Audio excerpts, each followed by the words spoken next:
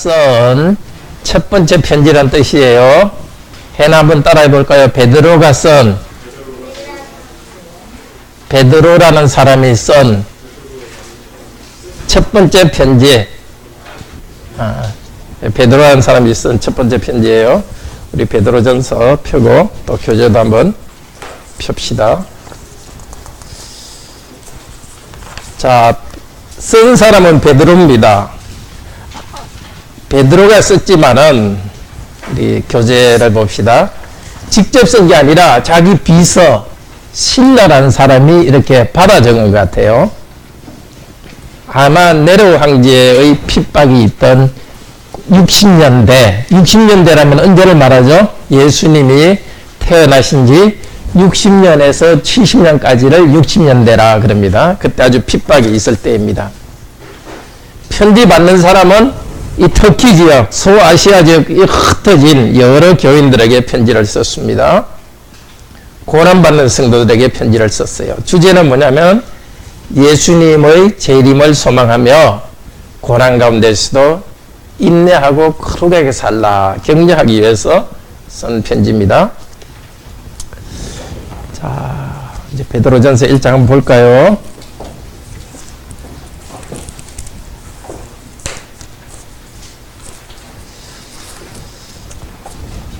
자, 우리 1장 1절 같이 읽읍시다. 예수 그리스도의 사도 베드로는 본도, 갈라디아, 갑바도기아, 아시아와 비두니아에게 흩어진 나그네. 이 아시아라는 게 여기서는 그 터키 동쪽만을 아시아라 하고 여기 있는 데는 전부 다 터키 지역 전체하고 조금 주의로 합니다. 그 성도들에게 편지합니다. 자, 3절에 1장에서 하는 내용은 우리 제목 빨간 거 같이 한번 읽어볼까요? 교재에 있는 것. 하나님의 구원의 은혜 안에서 기뻐하라, 거룩하라, 사랑하라 이렇게 합니다. 3절에 찬송하리로다. 이 찬송하라는 것은 복되다는 것입니다. 하나님은 복됩니다. 하나님이 왜 복됩니까? 우리를 거듭나게 하사 산 소망이 있게 하시며, 거듭나는 게 뭐죠? 거듭난다. 다시 태어나는 겁니다. 우리가 한번 태어났지만은 다시 태어나는 거예요. 예수 그리스도를 믿으면은 우리가 죄인이 아니라 거룩한 사람으로 다시 태어납니다. 다시 태어났는데 이 세상에서도 다시 태어난 사람으로 살고, 4절에 좀 읽어봅시다. 4절. 썩지 않고 더럽지 않고 쇠하지 않는 기업을 있게 하시나니 곧 너희를 위하여 하늘에 간직하신 것이라. 이 땅에서 우리가 새로 태어나서 거룩하게 살지만은 하늘에 있는 천국을 하나님이 딱 간직하고 계십니다. 그리고 5절에 보면 말세에 나타나기로 예비하신 구원. 지금이 바로 말세예요. 예수님이 오신 다음에 말세인데 이 마지막 날에 구원이 나타난다. 그건 누구냐면 예수 그리스도께서 나타납니다. 그때까지 우리는 하나님께서 보호해 주십니다. 얼마나 기쁜 일입니까?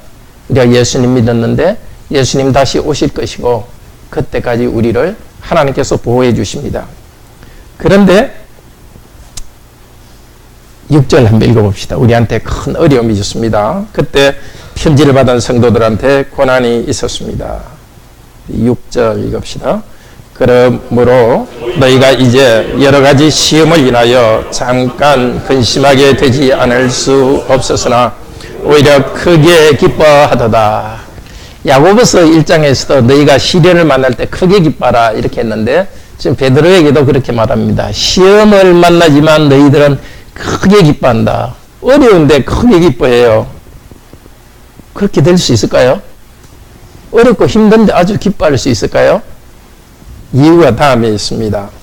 7절 읽어봅시다. 너희 믿음의 시련이 불로 연단하여도 없어질 금보다 귀하여 그리스도에 나타나실 때에 칭찬과 영광과 존귀함을 얻게 하려 함이라. 지금 우리가 이 땅에 고난 받는 것은 힘든 일이 생길 수도 우리는 어떻게 하죠? 하나님께 기도합니다. 그래서 하나님께 가까이 나갑니다. 그래서 우리가 더 단련되고 우리 안에 있는 죄가 없어집니다. 금보다 더 귀한 예수님께서 나타나실 때 큰 칭찬을 얻도록 하기 위해서입니다. 우리도 이 세상에서 어려움 당할 때 하나님께 의지하고 이 일을 통해서 나를 더 성숙하게 하고 예수님 오실 때 큰 칭찬을 하시려고 하구나. 8절에 보면 우리가 예수를 보지 못하지만 믿고 말할 수 없는 즐거움으로 기뻐한다. 왜 그러냐면 9절에 믿음의 결국 곧 영혼의 구원을 받음이라. 예수님은 우리는 보지 못합니다. 그렇지만 오늘 이 약속의 말씀이 있습니다. 예수 그리스도를 믿고 나가는 우리들에게 고난이 있지만 그걸 통해서 우리를 영광스럽게 합니다. 그래서 기뻐하면서 우리는 삽니다. 고난 가운데서도 우리는 찬양합니다. 그런데 우리가 받는 복음에 대해서 앞서간 선지자들이 자세히 관찰했습니다. 선지자들이 예언하고 또 관찰하면서 우리가 받을 구원에 대해서 구약에서 예언했습니다. 이제 이 은혜를 받은 우리는 어떻게 해야 되겠는가? 13절에 보면은 13절 같이 읽읍시다. 그러므로 너희 마음의 허리를 동이고 근신하여 예수 그리스도의 나타나실 때에 너희에게 가져올 은혜를 온전히 바랄지어다. 이제 예수님이 오실 때에 우리에게 큰 복을 주실 테니까 지금 어떻게 살아가라고요? 허리띠를 쫙 떨라매라고요. 언제 허리띠를 졸라매죠? 잠잘 때 허리띠 졸라매요? 허리띠는 언제 졸라매죠? 사실 옛날에는 옷이 이렇게 펑퍼짐한 옷을 입고 있었어요. 허리띠를 딱 메고는 어떻게 하죠? 뛰어갈 때, 싸울 때, 일할 때. 자, 우리는 예수님께서 오시기를 생각하면서 마음의 허리띠를 딱 조이고 하나님이 원하시는 일을 하기 위해서 항상 준비하고 있어야 됩니다. 준비하고 있는 것은 어떻게 살아야 되느냐? 예수님이 올 때 우리가 큰 복을 받을 것을 생각하는 우리들은 14절 15절 읽읍시다. 너희가 순종하는 자식처럼 이전 알지 못할 때 줬던 너희 사역을 본받지 말고 오직 너희를 부르신 거룩한 자처럼 너희도 모든 행실에서 거룩한 자가 되라. 우리 하나님께서 거룩하시기 때문에 우리도 거룩한 자가 되어야 됩니다. 성경에서 거룩이라는 뜻은 다르다는 뜻이에요. 따로 이렇게 나와 있는 것. 친구들하고 사람들하고 어울려 살지만 우리는 사람들하고 다르게 따로 하나님께서 바쳐진 사람입니다. 그렇기 때문에 하나님 따라서 우리는 하나님 말씀대로 거룩하게 살아야 됩니다. 18절에 보면은 너희가 알거니와 너희 조상의 유전한 망령된 행실에서 구속된 것은, 여기 유전이 무슨 뜻일까요? 너희 조상들이 유전한, 조상들이 물려주었다는 겁니다. 우리는 모두 옛날 우리 조상으로부터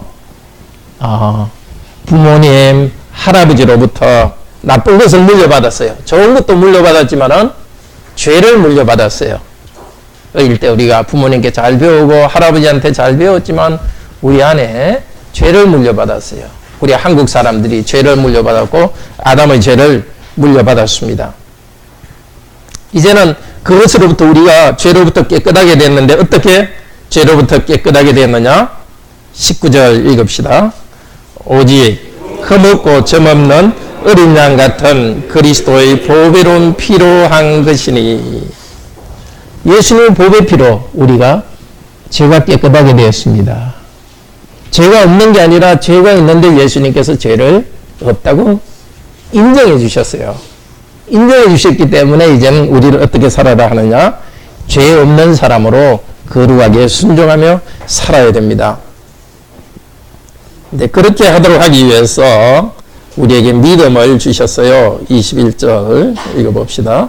너희는 저를 죽은 자 가운데서 살리시고 영광을 주신 하나님을 그리스도로 말미암아 믿는 자니 너희의 믿음과 소망이 하나님께 있게 하셨느니라. 오직 하나님만 우리는 신뢰하면서 나갑니다. 우리 힘으로 거룩하게 살 수 없기 때문에 소망이라는 것은 미래에 하나님께서 우리에게 주실 복을 믿는 것입니다. 우리 힘으로 이것은 할 수 없기 때문에 하나님을 신뢰하면서 하나님이 말하는 대로 순종합니다. 자, 22절 같이 읽읍시다. 너희가 진리를 순종함으로 너희 영혼을 깨끗게 하여 거짓이 없이 형제를 사랑하기에 이르렀으니 마음으로 뜨겁게 피차 사랑하라. 자, 하나님께서 우리를 사랑하도록 이미 만들어 주셨어요. 예, 사랑하기에 이르렀으니 우리 하나님 믿기 전에는 마음속에 사랑할 마음이 안 생겼는데 예수 그리스도를 믿고 성령께서 계셔서 성령님의 열매로 사랑을 우리에게 주십니다. 그러니까 우리는 피차 뜨겁게 우리로서도 사랑해야 돼요. 그러니까 우리가 먼저 사랑하는 것이 아니라 하나님께서 우리에게 사랑의 마음을 일으켜 주기 때문에 우리는 더 사랑해야 됩니다. 자, 우리가 이렇게 사랑하라고 할 수 있게 된 것이 어떻게 된 거냐? 자, 23절 같이 읽읍시다. 너희가 거듭난 것이 썩어질 씨로 된 것이 아니요 썩지 아니할 씨로 된 것이니 하나님의 살아있고 항상 있는 말씀으로 된 것이니라. 하나님 말씀은 25절에 보면 복음이니라. 우리가 복음 말씀을 들을 때에 예수님은 저와 여러분을 위해서 죽고 부활하셨습니다. 예수 그리스도를 믿는 자는 영원히 삽니다. 이 말씀을 듣고 믿을 때에 우리가 새로 태어난 거예요. 그러니까 우리에게 주신 복은, 구원의 복은 두 가지예요. 예수님의 피로서 죄 용서해 주신 것하고 우리가 새로 태어나 계신 거예요. 계속 우리는 죄 용서 받았지만 또 계속해서 새로 태어난 사람으로 살아갑니다. 자, 이렇게 새로 태어났기 때문에 2장 한번 같이 읽읍시다. 2장 제목, 고난 가운데 그리스도의 제사장직에 참여하여 선을 행하라. 자, 이렇게 우리가 새로 태어났기 때문에 우리는 선을 행해야 됩니다. 2장 1절에 보면은 악독과 괴휼, 괴휼이 뭘까요? 괴휼은 거짓입니다. 악한 것, 거짓. 옛날에 이걸 했습니다. 근데 이제는 우리가 새로 태어났기 때문에 이것을 계속 버리고 2절에 보면 순전하고 신령한 젖을 삼아라. 순전하고 신령한 젖이 뭘까요?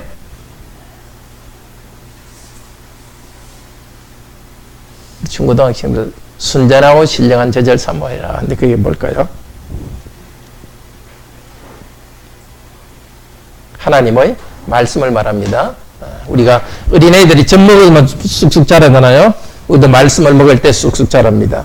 처음 우리가 하나님을 믿게 될 때도 하나님 말씀으로 태어났습니다. 말씀으로 태어난 다음에 우리는 계속해서 이 말씀을 먹을 때 우리는 쑥쑥 자랍니다. 그러니까 우리 마음에 욕심, 거짓말하는 거, 시기하고 겉으로 잘난 척하는 거, 이런 것들을 없애려면 마음속에 말씀이 계속 들어와야 돼요.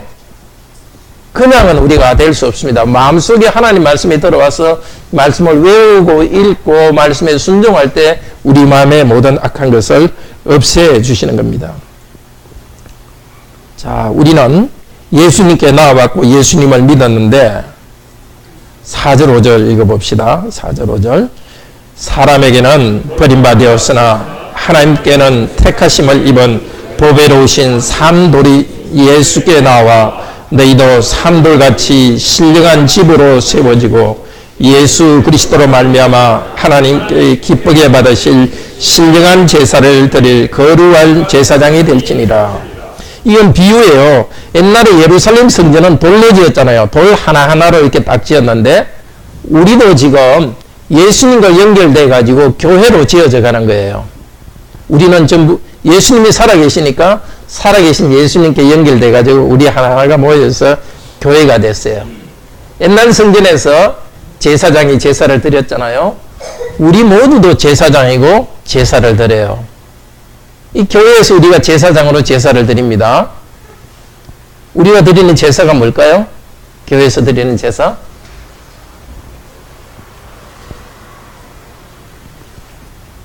정민이 뭘까요? 교회에서 우리가 함께 모여서 드리는 하나님께 드리는 제사가 뭘까요? 그렇죠. 예배죠. 함께 예배 드립니다. 그리고 교회에서 예배 드린 다음에 또 생활에서 또 예배 드리는 것처럼 살아가요.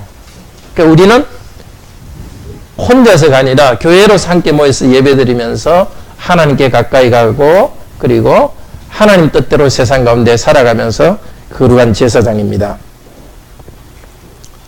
자, 거룩한 제사장이니까 어떻게 살아야 되느냐? 9절을 읽어봅시다. 오직 9절 오직 너희는 택하신 족속이요 왕같은 제사장들이요 거룩한 나라요 그의 소유된 백성이니 이는 너희를 어두운 데서 불러내어 그의 기이한 빛에 들어가게 하신 자의 아름다운 덕을 선전하게 하심이리라. 우리는 왕같은 제사장이에요. 하나님을 섬기는 제사장인데 왕이신 예수님을 섬기는 거예요. 왕이신 예수님을 섬기기 때문에 우리는 세상에서도 예수님께 순종해요. 예수님께 순종하기 때문에 힘이 있어요. 우리도 왕이 되는 거예요. 우리 마음대로 하면은 마귀에게 끌려가고 죄에 끌려가요. 근데 예수님을 섬기는 사람들은 우리도 왕이 됩니다. 왕이 돼서 어떤 일을 해요? 하나님의 우리를 빛 가운데 들어가신 하나님의 아름다운 덕을 선전하게 하십니다. 여기 덕이라는 것은 큰 능력 혹은 영광 이런 뜻입니다. 하나님의 영광된 능력을 찬송합니다. 교회에서도 하나님의 영광된 능력을 찬송하지만 살아갈 때 우리 삶을 통해서 하나님의 영광된 능력을 나타냅니다. 사람들처럼 욕심으로 살아가고 사람들처럼 미워하고 그렇게 살아가는 것이 아니라 미움도 이기고 욕심도 이기고 하나님이 정하신 뜻대로 우리가 살아가는 것, 그걸 통해서 세상에 빛을 비춥니다. 우리가 그렇게 살아가면 사람들이 12절에 보면은 하나님께 영광을 돌리게 하려 합니다.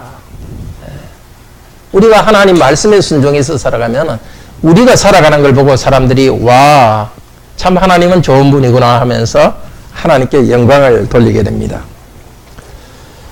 자, 그러면 13절에서부터는 그러면 우리가 거룩한 제사장으로서 하나님을 섬기는 사람으로서 세상 속에 어떻게 살아갈 것인가를 말합니다.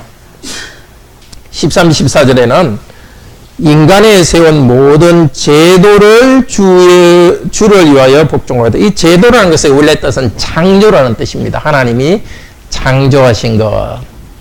제도가 무슨 뜻이라고요? 하나님이 창조하신 것. 하나님이 창조하신 것. 국가도 하나님이 창조하셨다고 그럽니다. 이 나라에 대해서 주 예수님 때문에 복종하라는 것입니다. 왕이나 우리나라 법에 복종해야 될 것은 법을 어기면은 우리가 손해보기 때문에 법을 잘 지켜야 되죠. 그렇지만 하나님께서 이 세상에 나라를 만드시고 법이란 제도를 만들기 때문에 그걸 통해서 세상을 다스리기 때문에 우리는 주님 때문에 복종해야 됩니다. 16절 같이 읽읍시다. 자유하나 그 자유로 악을 가리운 데 쓰지 말고 하나님의 종과 같이 하라.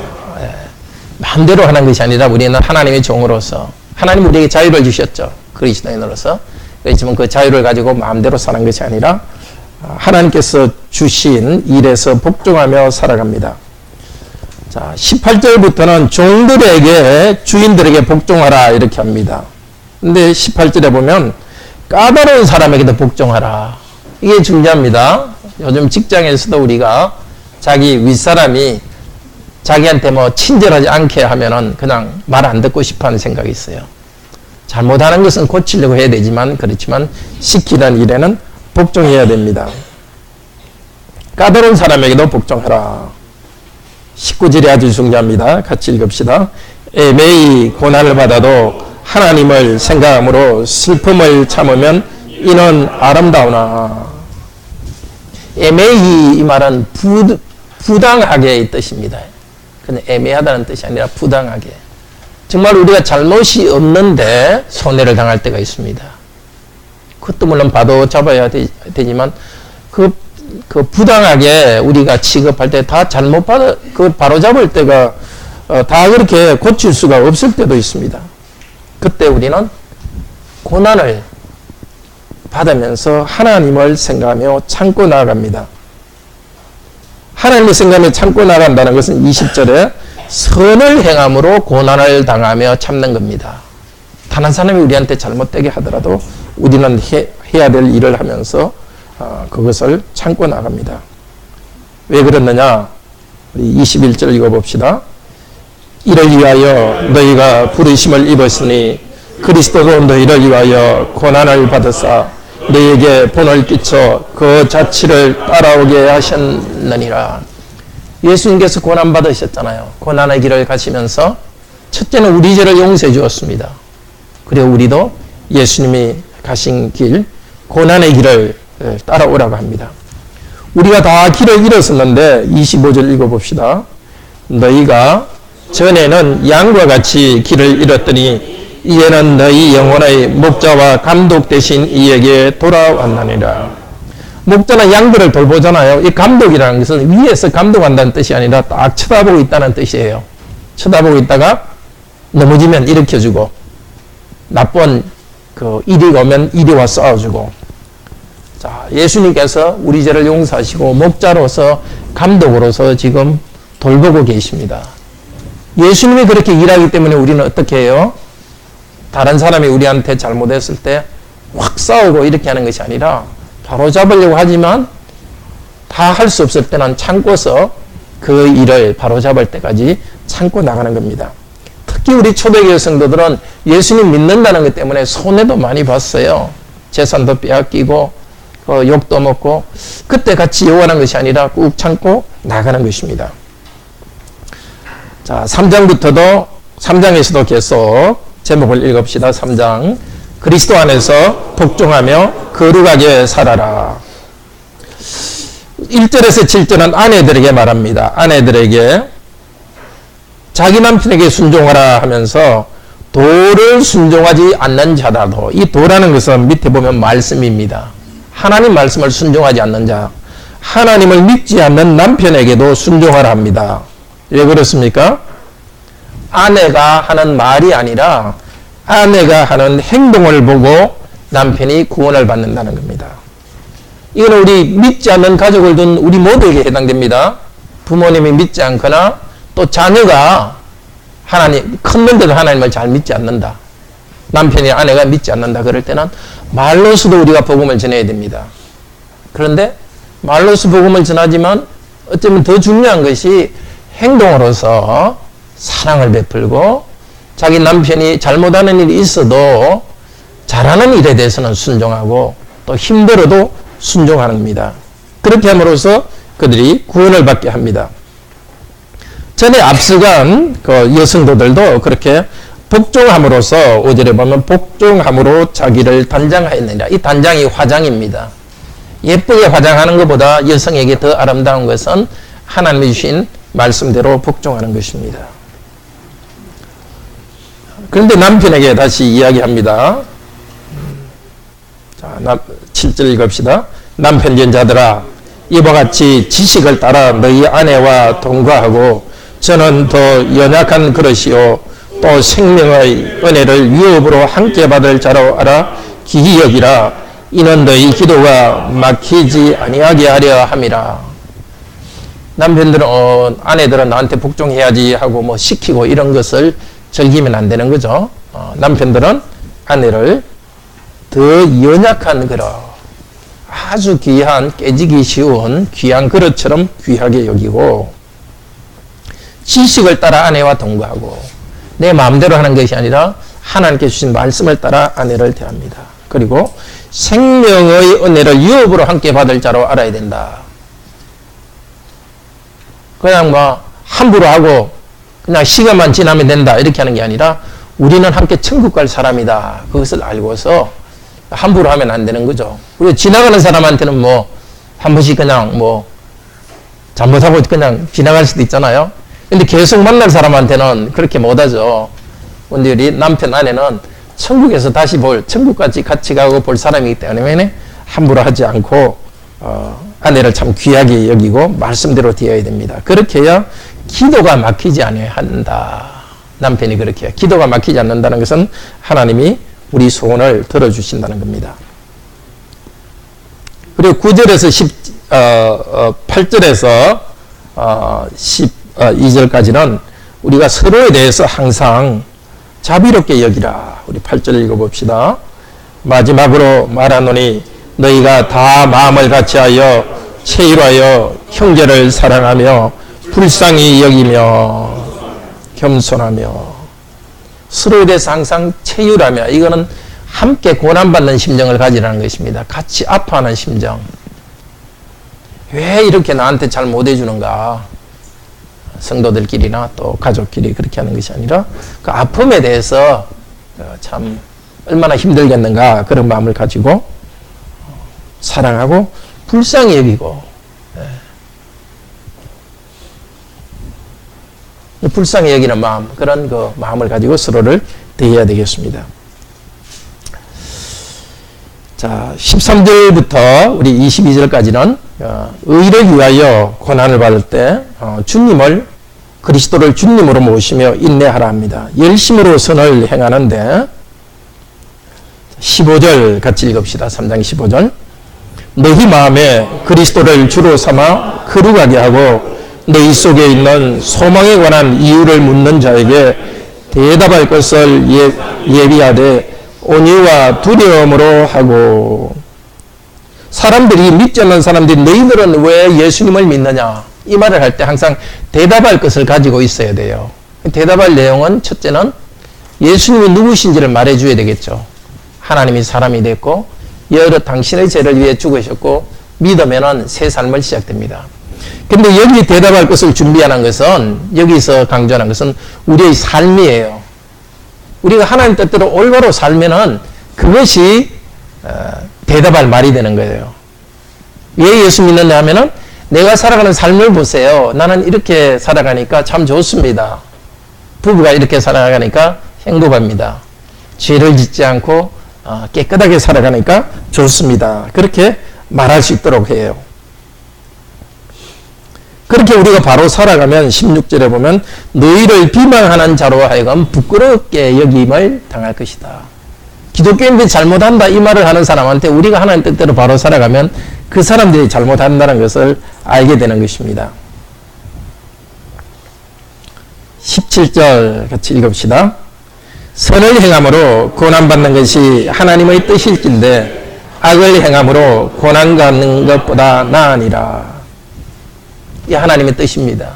선을 행하면서 고난 가운데도 선을 행하는 것 하나님의 뜻입니다. 그 예수 그리스도께서 고난받고 부활하셨고 고난받고 부활하셨기 때문에 22절에 보면 천사들과 권세들과 능력들이 저에게 복종하느니라. 이 권세와 능력이란 것은 악한 천사를 말합니다. 권세와 능력이 뭐라고요? 악한 천사.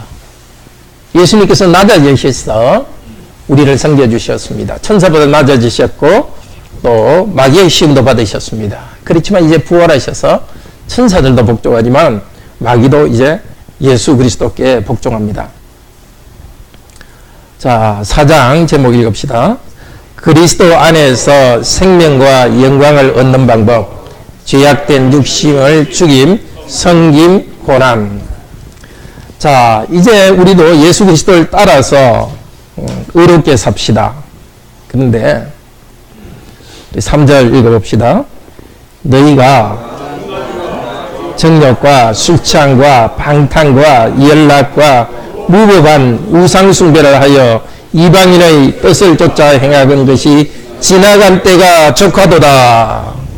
따라해 봅시다. 지나간 때가 족하도다. 네, 우리가 죄 짓는 것, 지금까지 죄 짓는 게 족합니다. 다시 뭔가 죄 짓고 싶은 마음 생기거든. 음란과 방탕과 술 취하는 것과 욕심대로 사는 그런 생각이 생길 때는 지나간 때가 족하다 하고 그만두기를 바랍니다. 그런데 4절 읽읍시다. 이러므로 너희가 저희와 함께 그런 극한 방탕에 다름질하지 않는 것을 저희가 이상히 여겨 비방하니. 옛날에도 그랬어요.